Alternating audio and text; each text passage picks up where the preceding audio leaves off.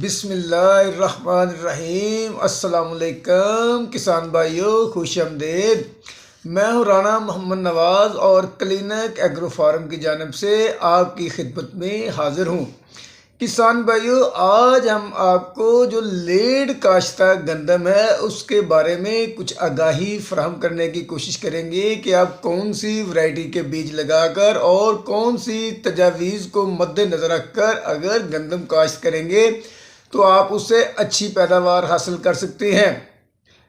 काश्तकार भाइयों, हमारे मुल्की हालात कुछ ऐसे हैं कि जहां गवर्नमेंट के जो इंतज़ामात है या कंट्रोल है वो बहुत मजबूत नहीं होता है, और जितने मिल आनर हैं या ख़रीदार हैं वो तकरीबन गवर्नमेंट का हिस्सा होने की वजह से काश्तकार का अक्सर इस्तेहसाल करते हैं।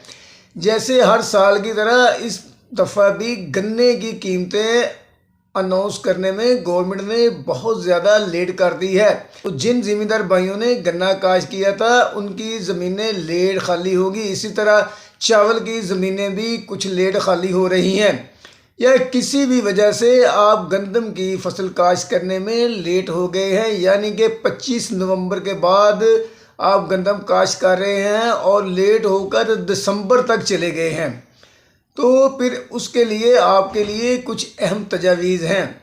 काश्तकार भाइयों, पहली बात तो ये है कि जब आप दिसंबर में गंदम काश्त करेंगे तो उस वक्त बीज का उगाव बहुत कम हो चुका होता है, क्योंकि सर्दी होती है। एक तो बीज उगाव कम करता है, दूसरा बीज जो है उगाव देर से करता है, और दूसरा उधर जो फैक्टर वो ये होता है कि उस वक्त जड़ी बूटियों का मौसम होता है। गंदम के खेत के अंदर जड़ी बूटियाँ भी बहुत ज़्यादा उगाती हैं।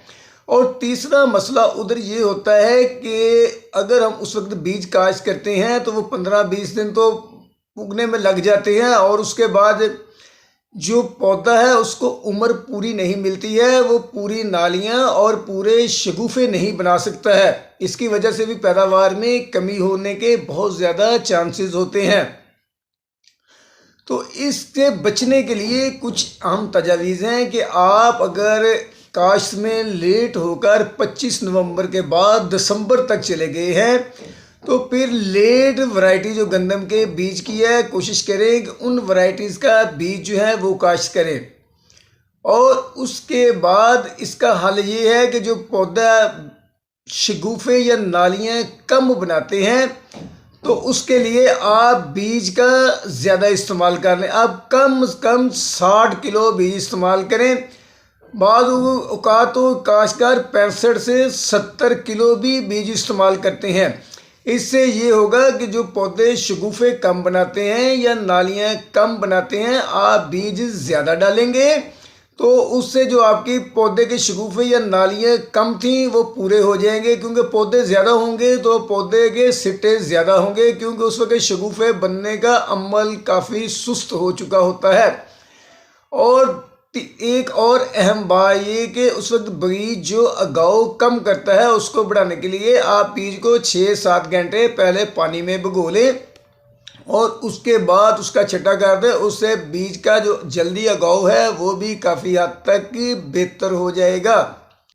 आपने लेट काश्ता जो फसल है उसके बीज को जो जहर है वो ज़रूर लगाकर काश्त करें। उससे ये होता है कि बीज का उगाव बेहतर हो जाता है और फफूंदी का हमला भी फसल पर नहीं होता है।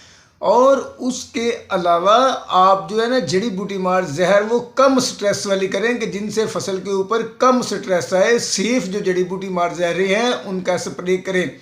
और उसके अलावा जब आपकी गंदम की फसल जो है जब वो गोब की हालत में आ जाए तो आप उसके ऊपर अमाइनो एसिड का स्प्रे ज़रूर करें। उससे ये होगा कि आपके जो सिट्टे हैं वो भरपूर ताकत से बाहर निकलेंगे, दाने भरे होंगे, सिट्टे लंबे होंगे, और उससे भी बहुत ज़्यादा पैदावार के ऊपर असर पड़ेगा।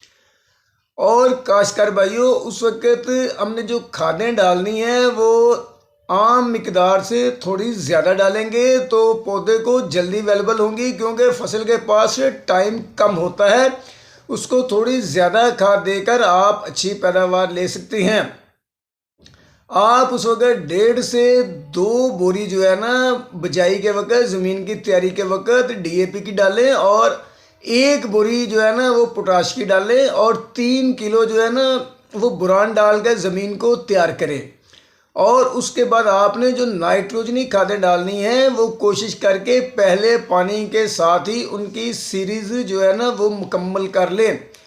तो जो आप लेट वैरायटी के लिए बीज काश्त कर सकती हैं उनमें बखर स्टार 19, अरूज 22, अकबर 19, दिलकश 20, जौहर 16, फैसलाबाद 8, अनाज 17, बुरलाग 16 और जेंकोल 16 वैरायटी बेहतरीन अक़साम है जो लेट काश्त में आपको बेहतर पैदावार दे सकती हैं। तो काश्तकार भाइयों, इस तरह अगर आप इन तजावीज़ पर अमल करते हैं, गंदम को अच्छे तरीके से तैयार कर लेते हैं, अच्छे तरीके से देखभाल कर लेते हैं, तो आप उससे अच्छी पैदावार हासिल कर सकते हैं। तो इसके साथ ही अगर आपको हमारी ये वीडियो पसंद आई है तो प्लीज़ इसको लाइक और शेयर ज़रूर करें और प्लीज़ हमारे चैनल को सब्सक्राइब ज़रूर कर दें। अल्लाह हाफिज़।